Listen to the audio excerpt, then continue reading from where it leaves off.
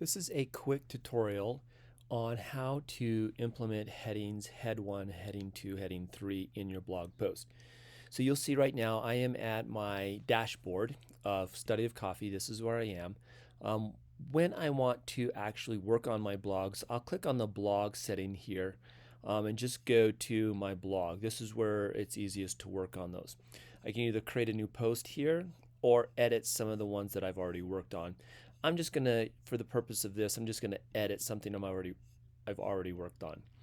So when you are editing, you'll see that you have these the plus buttons that you can add things here, and a menu will come up for you, create things for you, whatever you need to do. So the thing I want to show you first is your titles are not editable at this point. They're always an H1 heading, which is probably your most powerful heading for keywords, Google searches, SEO. It's what they look at first. So you want to make sure you've got that in.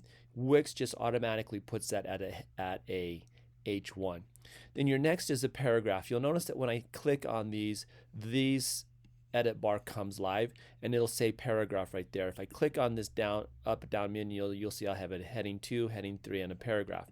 I want to leave that as a heading 2. Almost all of my subheadings come in as a heading 2 because in the level of hierarchy, level 2 is more important than level 3 or a paragraph.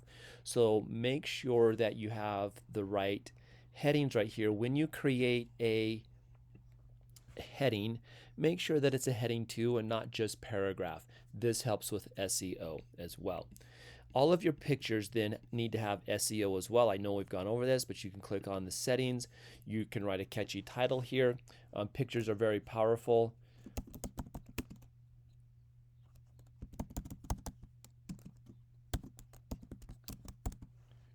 We've already talked about that. I already have some alt text right here. So let me fix this so it looks better. Now you'll see I have it right here.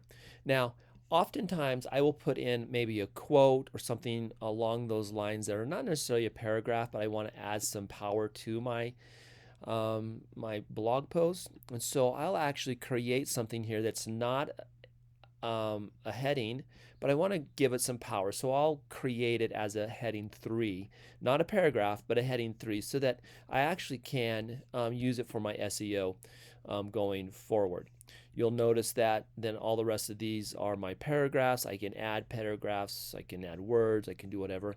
The next thing I want to do really quick is make sure I have enough external links, hyperlinks, linking out. So I've already have it pulled up here. This is where I want to talk about roasting, mistakes, that kind of stuff. I'll copy and paste that information here.